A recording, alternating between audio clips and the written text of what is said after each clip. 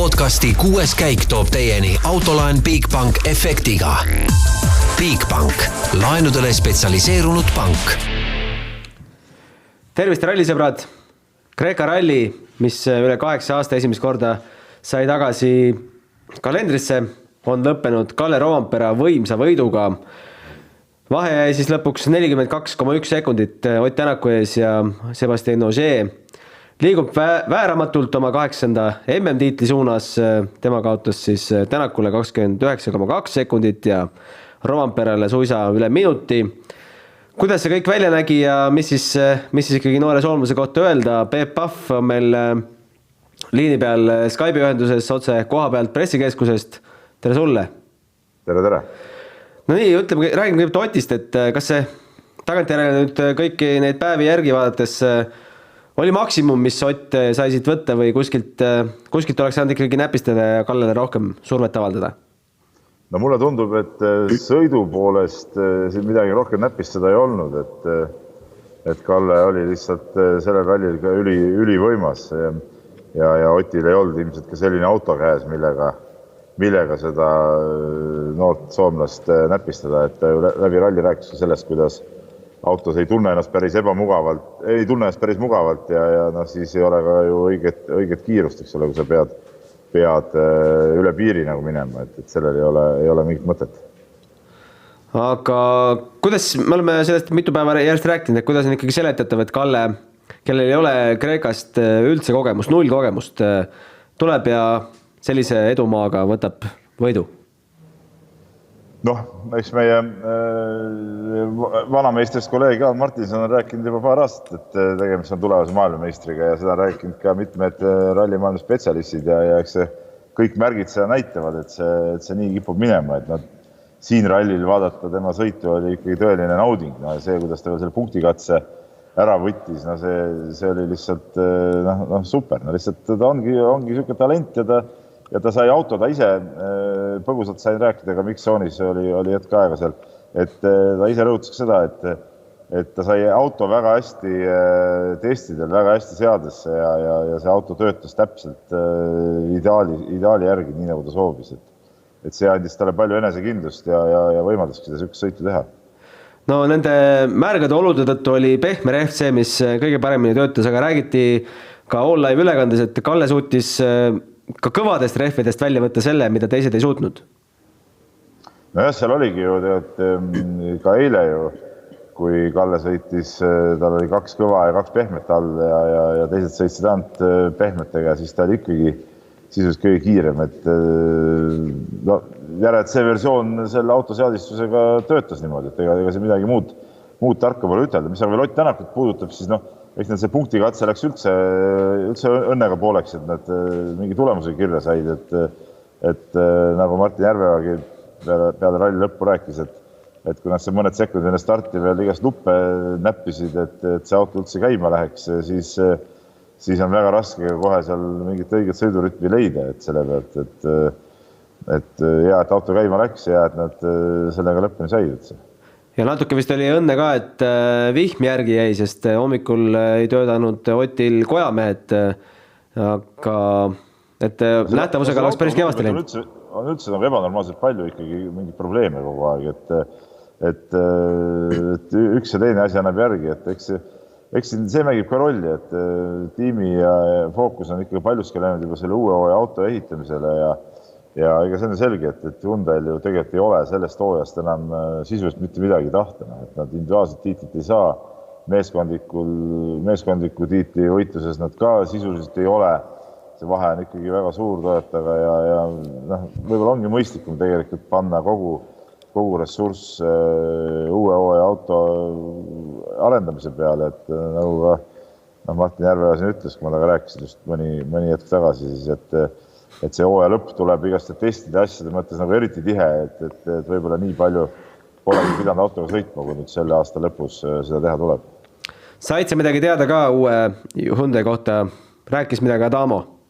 Midagi väga selget veel ei saanud, et nad testivad ja teevad kogu aeg neid asju ja nii palju, kui ma Martiniga rääkisin, siis temal on põhimure see, et kaardilugeja iste on paigutatud uute mingite reeglite järgi nii ebaloomulikult ja imelikult, et see talle üldse ei sobi ja pidid käima suured läbirääkimised ja vaidlused, et kuidas seda asja muuta. Aga see muidugi ei mõjuta nüüd autokiirust, aga ei, need testid alles on nii algusjärgus, et nad ei oskanud veel isegi öelda, et kui see võrdluski tuua selle vana ja uue auto mingite kiiruste asjade vahel, et nii nagu Martin ka ütles, et lõpuks jaanuaris peab see auto ikkagi valmis olema ja rajale minema, aga tööd on ilmselt väga-väga palju veel. No mis sa ütled, ralli kokkuvõttes ikkagi oli üsna igav ja sündmuste vaene, et kellest seda süüdistada? No ma ei ütleks, et igav, mida nagu igavaks pidada, et nagu sa öeldud, et kui Rovampere sõitu vaadata, siis selle kohta igav öelda oleks küll nagu ülekohtune, et seda ikka lahe vaadata. Jah, tõsi, sükest võitlust oli esimene päev, kui nad olid seal 3,5 sekundi sees 3 esimest meest. Pärast seda enam väga tihedat võitlust esikoha peale ei olnud, et seal teisel päeval Ogier Tänaku natuke duell, aga see oli ka selge, et Ogier'l ei ole ju tarvis siin nii-öelda nui neljaks mingit imetulemust teha. Ja siin kedagi süüdistada nagu on raske, et lihtsalt seis on selline ja nii ongi, et ega seal tipus ja need sõitida vähe. Ainuke võib-olla niimoodi naljaga poolest, keda süüdistada on Dani Sordo, kes sõitis minu eest alla igasugust latti, et kui sa kaotad siin 3 minutit võitjale, okei, said siin 10 sekundit trahvi ja sellist nipet-näpet, aga oli näha ka eilsete tänaste kiiruskatsete tulemuste põhjal, et pigem ta oli rohkem seda Greensmiti ja Formeau tempos kui siin esimeste meeste tempos, et tema see sõit oli küll tiba arusaamatu.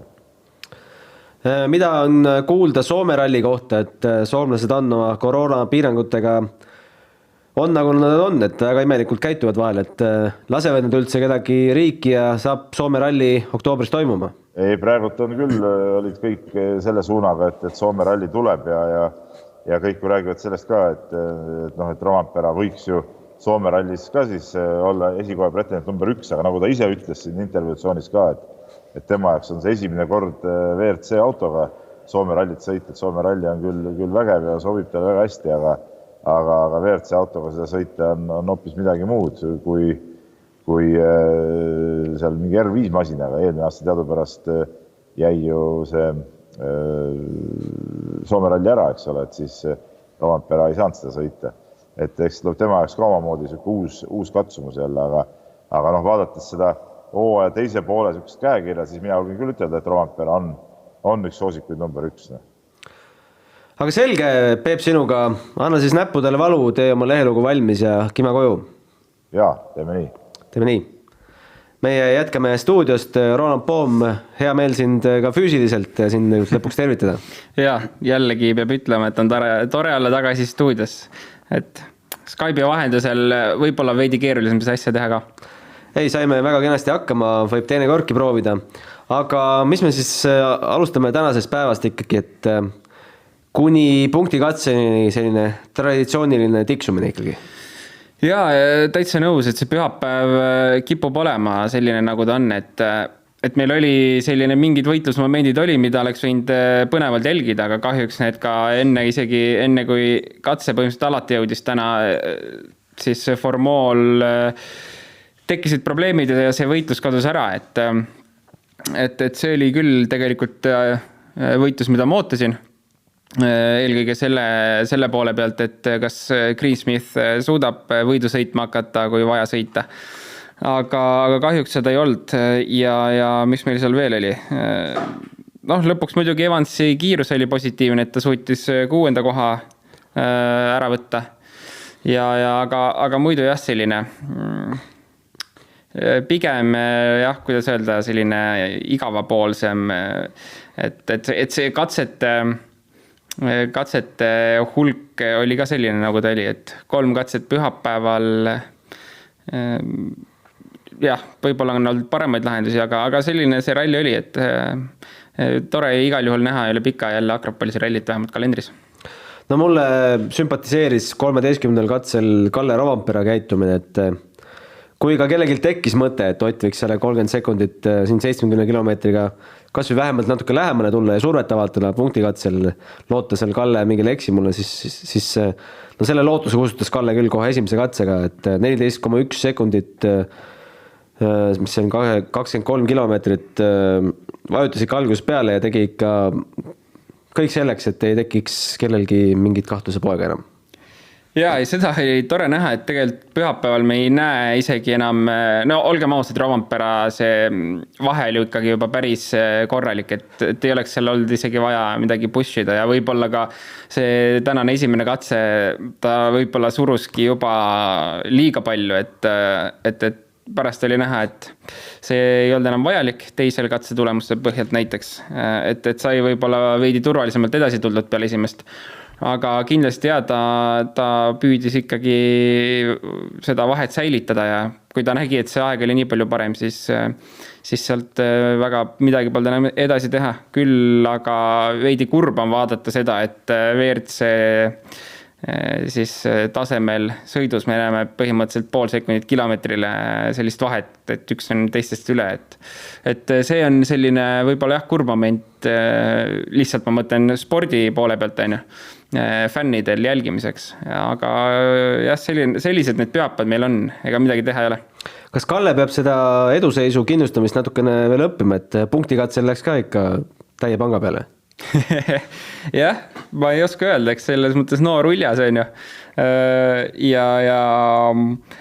Aga mis seal ikka, no ma ei tea. Ju ta tundis ennast niivõrd mugavalt, et kui sul on mugav sõita, siis see aeg tuleb ka ja selles mõttes meeskonnasport on see, auto peab olema mugav, seadistatud, tehnika peab vastu pidama, tal see kõik toimis. Ja kui see kõik toimib, tunne siis nagu võibki panna, et see Power Stage'i võit oli veel selline eriti magus talle kindlasti. No punktikatsest veel rääkides, siis Peep juba mainis seda Oti sekeldusi seal punktikatse stardis, kui auto ei läinud käima ja läks käima alles loetud sekundid enne starti. Paksu sinist tossu tuli pealtnägijate sõnul. Mul on selle kohta ainult üks märkus, et kui me tavaliselt näeme kõikide autode katse starti, ükskõik on see siis 2 minutit või 3 minutit hiljem, kui see tegelikult on juhtunud, siis miks pagana pärast me ei näinud just seda starti, mida meil on vaja näha? Ja ma just mõtlesin sama, et ma veel lootsin, et äkki näidatakse replay'd siis katsele stardile eelnevast ajast, et oleks huvitavalt näha, mis seal toimus. Aga ma arvan, et selle Hyundai võib küll, siin ei ole vaja ilustada, et see on üks õnnetuse hunnik ja sellega reaalselt, ma ei oska isegi kommenteerida seda olukorda, et kui palju vigasi saab olla ühel nädalavahetusel, see on lihtsalt, ma arvan, et häbiväärne. Ja eks me jälle näeme Adamo kommentaari, et ta võtab kõik enda peale ja meeskonnasport ja kõik teevad jälle tugevamalt tööd, aga olgem ausad, seda juttu me oleme juba natuke liiga pikalt kuulnud, et tuleb tööd teha edasi ja ma ei tea, mida, siin kohal vist tulebki loota ainult, et see järgmise aasta auto tuleb vähe asjalikum, et ma ei tea, mis hetkest need asjad hakkasid nagu niimoodi viltu vedama, aga see on ikka täiesti õnnetusunnik ausalt, et õnneks küll need probleemid ei olnud Otil nii suured, et see oleks tulemuse röövinud, aga ega niimoodi ei saa ka võidu peale rallit sõita sellise autoga. Aga mul on me veel ei saa vaadata Martini videot, natuke läheb aega.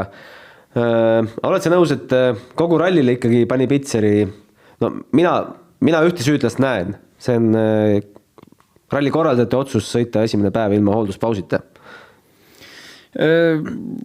Jah, ma isegi selles mõttes, ma ei oska selle kohta nagu otseselt midagi öelda, sest tegelikult kilometraaž oli ikkagi võrdlemisi väike sellel esimesel päeval ja kilomeetrite põhjalt siis enamasti ikkagi see kogu päev, mis sõideti ilma serviseta, tegelikult see ongi põhimõtteliselt ühe luubi kilometraaž reedeti suures pildis, et see kilometraaž ei olnud ka nii suur, et seal oleks kindlasti mingi servispausi vaja olnud, samas jah, loomulikult, et eks see sõitjatele on kindlasti mugavam teada, et servis on olemas ja nii edasi, et kas see võib olla mingi teema? Loomulikult võib, jah.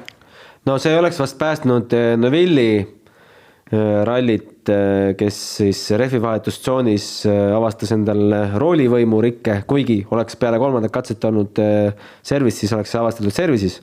jah, selles mõttes Neville'i oleks see päästnud tõenäoliselt, et aga ega ta selles mõttes reede oli vähemalt tegelikult põnev isegi ilma selle serviseta, et me nägime mingitki ju võitlust seal top 3-s ja ma arvan, et see oligi nagu kogu selle ralli kõige meeldejäävam osa, see reedene päev, kus oligi nagu äge jälgida asja, et vähemalt jah, 3 meest seal ikkagi pussisid ees. Mis sa arvad, on Kreeka rallil veel tulevikku, et jaa, mul loomulikult selles mõttes tegelikult see eriti, ma ei tea, kas sellisel ajal nagu see ralli praegu toimus, et oli ilmastik tegi päris potentsiaalselt huvitavaks selle asja. Võib-olla isegi fännidel oleks toredam olnud näha, et see vihm oleks jätkunud seal, on ju. Et ralli iseenesest on ju lahe ja eredalt on veel meeles reedene esimene, mis oli kordukatse, oli väga raske katse, mida oli tõsiselt põnev jälgida ja eks seal oli neid veel selliseid päris huvitavaid katseid, et eks seal on ka probleeme sellega, et väga palju pinnatakse teid ära, pannakse kõva katte peale ja mingid katseid ei saa sõita enam ja nii edasi, aga ma arvan, et üldiselt see valik oli hea ja põnev oli, selles mõttes katsed olid suures pildis põnevad ikkagi. Nii, nüüd me saame ära vaadata ka Martin Järveoja video ja siis tuleme stuudiost tagasi. Martin Järveoja teine koht Kreeka rallil käes, aga täit rahulolu tundus ka läbi selle ralli Oti intervjuudest, et täit rahulolu ikkagi see toonud praegu. Jaa, et nii kaua kui pole esimene, siis on alati ootused ju kõrgemal, et selles mõttes jah, täit rahuldust ei paku kindlasti see ralli, aga siiski arvestades kõike siis teise kohaga võib rahule jääda. No, mis kõige suurem mure on, et seda autoseadistust selliseks paika ei saa nagu päris tahaks, et ei tunne ennast väga mugavalt selle autos. Jah, täpselt, et nagu siin Oti-poolsetest kommentaaridest läbi ka kõlas, et ega kui ikkagi 100% ei ole seda tunnet, siis ega ju ei lähe suruma ka nii-öelda selle mitte tunde pealt, et muidu võib see kiiresti läbi saada, et selles mõttes oli Oti poolt ma arvan tark sõit, et täpselt sõitis nii nendel katsetel sõitis kiiresti, kui oli tunnet ja kui on, siis ei sõitnud. Eile mõned kiiruskatsed oli nagu päris hästi, aga ütleme täna nüüd ka punktikatse, see vahe läks ikkagi nagu suuremaks selle, et kas ütleme mingid rehvid või asjad ka hakkasid mängima lõpus?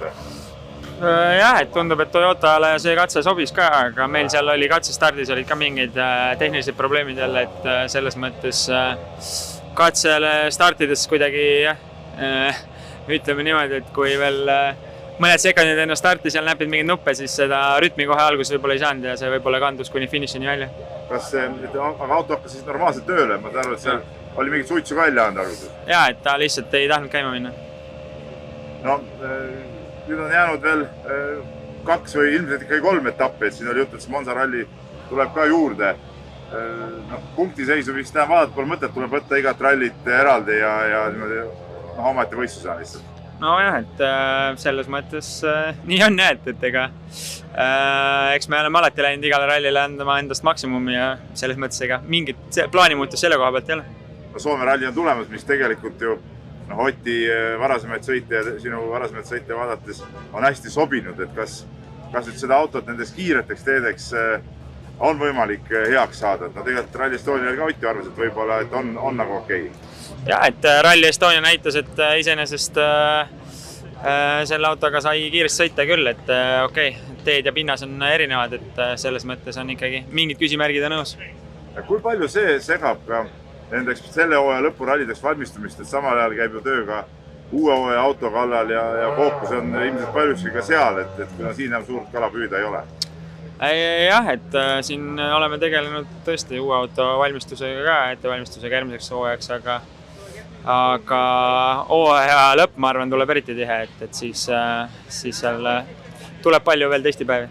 Kui palju sa ise sõita oled saanud selle uue autoga juba? Ikka on tulnud kilomeetreid, jah.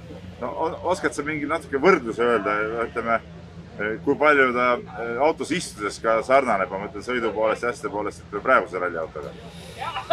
Istudes on üsna FIA on siin vahepeal mingeid reegleid muutnud, et minu kaardilugeja istmeasend on tehtud nii ebaloogiliselt, et ütleme nii, et seal on, hetkel on meil väga ebamugav, aga siin FIA-ga vaidlused käivad, et saaks natukenegi loogilisemaks ja mina näen ka, et turvalisemaks seda istmeasendit. Aga kuidas sa kiiruse poolest hindad? Ütleme, on seal mingit võrdlusvõimalust ka? Väga raske, et need autod on veel üsna veel ikkagi, vajab veel seal testikilomeetreid, et praegu on nagu raske midagi hinnata. Sa ütlesid, et see aasta lõpp tuleb tihe, et see on ilmselt üks kilometraaži poolest siis elu tihedamaid perioodi, kus saab palju sõita? No kindlasti jah, et eks paistab, aga jaanuarikuuks peavad need autod ikkagi olema valmis ja peavad sõitma. No nagu Martin ütles, et tihe aasta lõpp tuleb ja mitte ainult sõitjatele, kes need kilomeetrid peavad mõõtma, vaid ka inseneridele, kes ei ole veel vist kiirust üles teinud, nagu me just kuulsime. Jah, eks kogu see uue auto ettevalmistus on ju teatavasti väga hiliseks jäänud ja on neid, ütleme, tahetud lükata seda uue auto tulekut veel edasi korduvalt. FIA-l on omad nõudmised, et autod peab tulema 2022.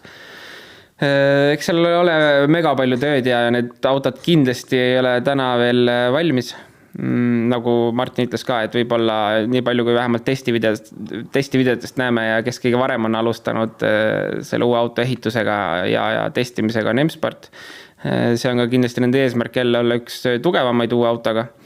Aga jah, Hyundai poole pealt, eks nad on siin tarkasi mehi palgand omale meeskonda juurde, kes aitaksid seda autot veel paremaks teha, kui olemasolev meeskond suudaks teha ja selles mõttes ma arvan, et nagu me oleme öelnud ka, et kindlasti tuleb põnev hooaja algus, sest kõik alustavad täiesti nullpositsioonilt jälle ja ma arvan, et siin ei olegi midagi muud kui, pole isegi midagi oletada enne, kui see esimese ralli esimene katse stardib. Muidugi.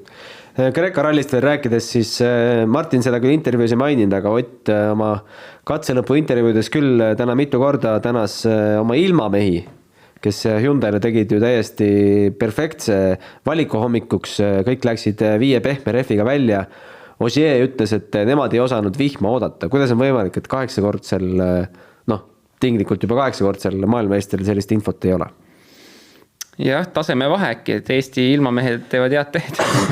Ma ei oska isegi öelda, et järelikult nii on.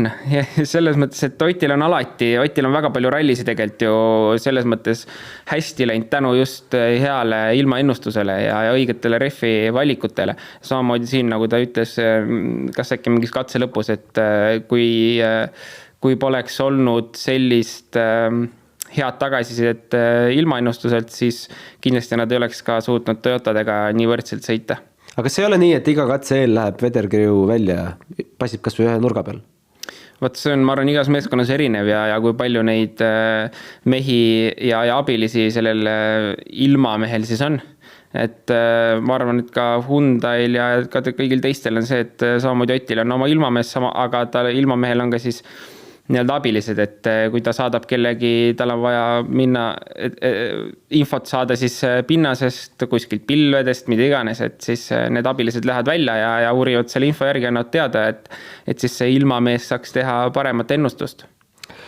Räägime veel ühest huvitavast statistikast, kuvame selle kohe ekraanile ka.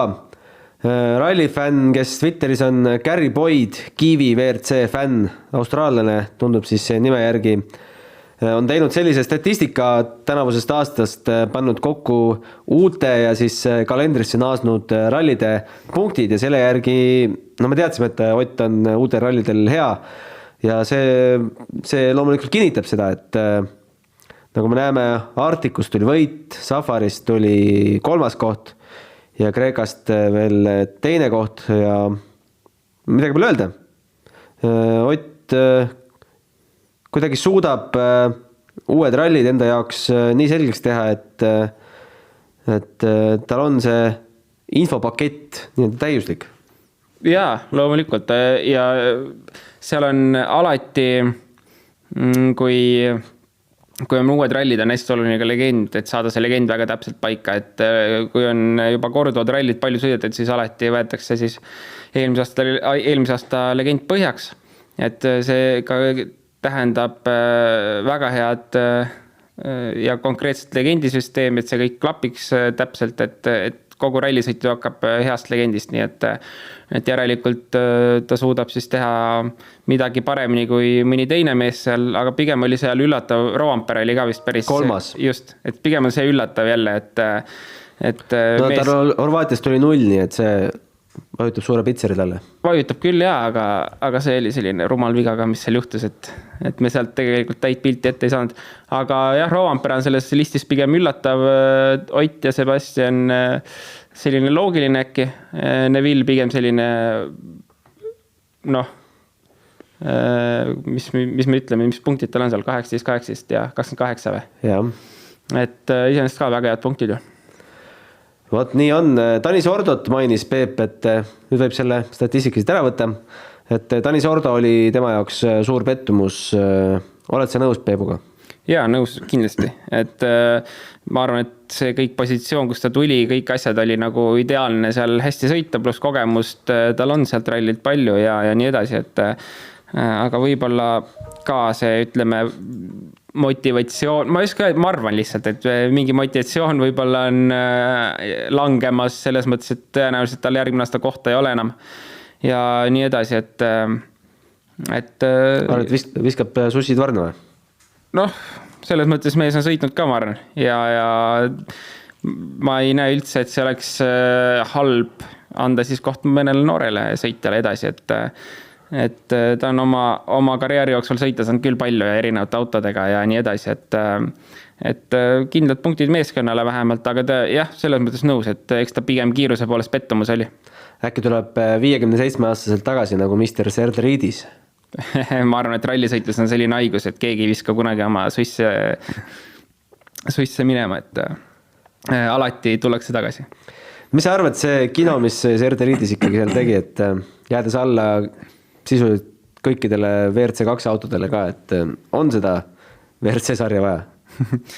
Ma isegi ei oska vastata sellele küsimusele, et ühelt poolt loomulikult, kui sul raha on ja tahad lõputsa minna, mine lõputsa, aga võib-olla see ei tohiks esimese startijana siis tegema, et... Jah, just seda ja võib-olla seal peaks ka olema mingid selles mõttes piirangud, et WRC autoga seda tegema ei peaks, et jätta ikkagi see WRC sari professionaalidele ja see võimalus võiks olla siis WRC3 klassis. Aga jah, kui see võimalus tal on, seda teha saab, aga ei kujutaks väga ette, et F1-s midagi sellist toimuks näiteks võrdluseks, on ju. Et keegi tahab tulla lõbutsema ja läheb, paneb F1-ga etapid, saab seal ringidega kotti. Aga jah, eks ta selles mõttes, ega ta midagi juurde ei paku, jah. Ma ei tea, kui võib-olla pole isegi vist tore jälgida. Pole midagi huvitavat seal jälgida ka, nii et ma arvan, et kui meil oleks, ütleme selline stabiilselt 20 WRC meest stardis, siis ka FIA võib-olla võtaks mingi otsuse vastu, et need niisama lõbutsed ja tegelased WRC autodega sõita ei saaks ja neil on, kui tahavad lõbutseda, siis saavad R5 autoga lõbutseda. Nõus. Punktitabeli ka otsa vaadates, Ogiel 180 punkti, Evansil 136, see vahe on 44 punni, 3 rallit minna, All Live'is arutleti, et kui Ogier nüüd peaks ühe ralli nulli peale jääma, Evans võtma 30, siis võib-olla veel läheb huvitavamaks, aga Ogier senist käekäiku vaadates ega sellesse väga ei usu. Kindlasti mitte, et ta on, ma arvan, selles olukorras olnud rohkem kui ühe korra, kus peab oma positsiooni hoidma ja teiseks, kui meenutame 2017 või 18 aastat, et väga pingelistes sõitudes suutis ka jätkuvalt ta olla ainuke, kes hoidis külma pead ja võitis selle meistritiitli M-spordi autoga.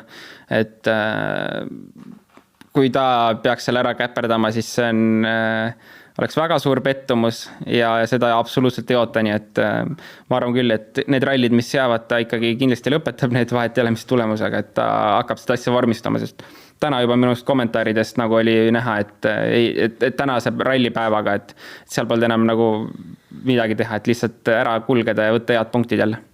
No huvitav on see, et kui Kallel oleks õnnestunud ka Horvaatia ja Portugali rallid, siis ta oleks ju hetkel teisel kohal ja omaks päris head šanssi veel Ogier'le suret avaldada. jah, selles mõttes veidi kahju ikka on, et tal on mingid nullid seal tulnud või kehvad tulemused, et oluliselt pingelisem oleks ja tõenäoliselt seda kiirust vaadates, mis Rovanperel täna on, see hooaja lõpp läheb nagu eriti põnevaks, eriti, et Soome on tulekul, Rovanpera läheb, ma isegi ei kahtle, et ta läheb võtma veel see aasta ka 3. võitu, et ta tunneb küll selles autos ennast praegu ikka väga mugavalt ja kiirus on väga ja kõik talle sobib seal, et järgmine hooaeg, kui Toyota on hea, siis see hooaeg saab olema ikka väga põnev. Just. No WRC2 arvestuses võitleks Andres Mikkelsenile, Georg Linnamäe 4. koht, tunnustame. Loomulikult väga tugev sõit ja kindel sõit ja ilma probleemideta sõit, nii et 100% hea töö. Ja WRC3 arvestuses Johan Rossel, no seal oli draamat veel peale katse finišit, et töötas veel auto kallal, aga sai siis nipa-nappa ikkagi kuidagi hooldusalasse ja sai selle võidu kirja. Et niimoodi võidust ilma küll ei tahaks jääda. Kindlasti mitte jah, aga talt ka väga hea hooaeg ju see aasta. Huvitav, ei tea, mis tal nüüd edasi võib tulla, et see aasta küll ikkagi mega hea aasta olnud ja ma isegi ei tea, mitu võitu tal, see on juba 3. või 4. võit selles klassis, et kindel sarja liider peaks ka vist olema, nii et ja selline ka 30+ sekundit võit, nii et ülihea töö jälle prantslaselt, kes tegelikult võiks olla just asfaldi peal see tugev, aga kruuse peal ka võtab neid võite järjest. No ja WRC3 arvestuses üks ebaõnne sõdur Emil Lindholm ka, kellel oli tavaliikluses väike äpardus enne eilse päeva viimast katset, sõitis talle kitsal linnatänaval pargitud autode tagant ootamatult vastu üks masin ning soomlane pidi kokkupõrke vältimiseks tegema kiire manöövri. On kirjutatud, et sõitis esirattaga vastu äärekivi ja purunes masina parem esirehv ja roolivõll. No selline absurdne. See on tõesti täielik ebaõnn. See pidi ikkagi päris tugev löök olema järelikult, et see ralliautol midagi ära lõhub, et ma ise oma tänavaautoga olin just mõni päev tagasi sarnases situatsioonis, pidin keerama täiega äärekivisse, et kokkupõrget vältida, aga pref oli terve, kõik oli terve, ei olnud häda midagi autol, et ralliautol see juhtub, siis jah, ilmselt pidi olema kuidagi väga täpselt pandud see ratas sinna äärekivisse või tugev löök ikka. Roolivõlli ja rehvi said ära parandatud, aga sinna kulus 10 minutit ja nad said 40 sekundit trahvi.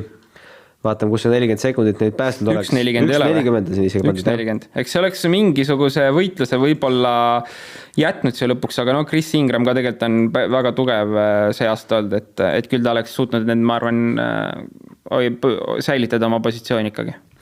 Aga eks näis palju need WRC3 masinaid eestlastest läheb sinna Soome neid kimbutama, ega meil praegu infot ei ole, et kui suur see startist peaks ikka väljas olema. Kui ma ei eksi, siis oli ikka äkki 3-4 tükki küll neid. Kindlasti on Soomes kohal jälle Linnamäe, nägin Jeetsi, Egon ja 4. äkki ei olnud, ma jään praegu vastuse võlgu. Et ma arvan, päris lahe saab see Soome ralli olema, et kahju, et junior WRC, et seal ei ole. Seal oleks kindlasti ka Robert väga tugev, jah. Et see saab jälle selline põnev eestlastele väga lahe ralli tulema. No kindlasti ka Eesti fännide hordid sinna lähevad. Me nägime juba Kreekas, et Eesti fännid olid välismaalastest ikkagi ülekaalus. Jaa, kindlasti, et hea meelega läheks isegi, pole kunagi ausalt Soome rallit vaadanud koha pealt. No aga äkki lähed kohale ja raporteerid meile otseselt. Peab Peebule sõnumi saatma, et ma lähen kaasa taga. Aga selge, tõmbame Kreeka rallile rasvase joone alla ja jääme põnevusega ootama Soome rallit, kuigi on üsna selge, et Sébastien Ogier maailmameistriks tuleb, ei ole miski veel selge enne, kui tennises öeldakse, miski ei ole selge, kuni matš pallil pole pall 2 korda vastu maad puudutanud vastase väljakul poolel, siis mis see paralleel rallimaailmas oleks, et? Ma ei tea, äkki, et midagi pole läbi enne, kui autot seal Parkfri mees lõpuks on, viimase ralli Parkfri mees. Aga Soome puhul on veel see lahe, et tuleb ka Esa-Pekka Lappi WRC autoga tagasi, mis teeb seal väga põnevaks asja ja Takamoto Katsuta on ikkagi tõenäoliselt tagasi, kes on ju põhimõtteliselt, ma arvan, 90% oma karjääris sõitnud Soome teedel. Et tema kindlasti võib olla päris üllatava kiirusega seal Lappi. Ma arvan, et Lappi läheb ikka nagu panema sinna korralikult. Võiks nagu näidata mõnda kellele koha kätte, jah? Ja ma üldse ei imestaks, kui ta paneb seal top 3 hakkab või isegi paremate tulemuste peale sõitma. Ja loomulikult Ott kindlasti läheb panema ja Roompere läheb kindlasti seda võitma. Neville ja Ogier on pigem sellised mängust väljas Soomes, et me pole kunagi näinud ju neilt midagi väga sellist erakordset Soomes. Aga seal on selline 5 meest küll, kes hakkavad, ma arvan, korralikult panema. No Lappi puhul võib veel öelda, et tal ikkagi ei ole seda WRC auto kogemust nii palju Toyotaga tänavu all, kui tema nagu tiimikaaslastel ikkagi. Seda küll, samas Lappi on ka võitnud Soome ralli Toyotaga, nii et kui palju see auto muutunud on vaevalt nii palju, et tegemist on ikka suures pilis sama autoga, mis oli 3 aastat tagasi, millal ta sõitis selle Toyotaga, et eks ta tunneb meeskonda, tunneb autot ka ja kui ta saab seal korralikult testid ette, siis ma arvan, et see saab olema väga põnev jälgimine, mida ta teeb. Ja ma isegi ei tea, ma arvan, et tal see natuke aega kodus on ikkagi see rallipisik on nii suur sees, et ikkagi kipitab tagasi sinna sarja, et küll ta midagi tõestada tahab end. Aga selge, aitäh teile kuulamast, vaatamast, Soome rallil kohtume.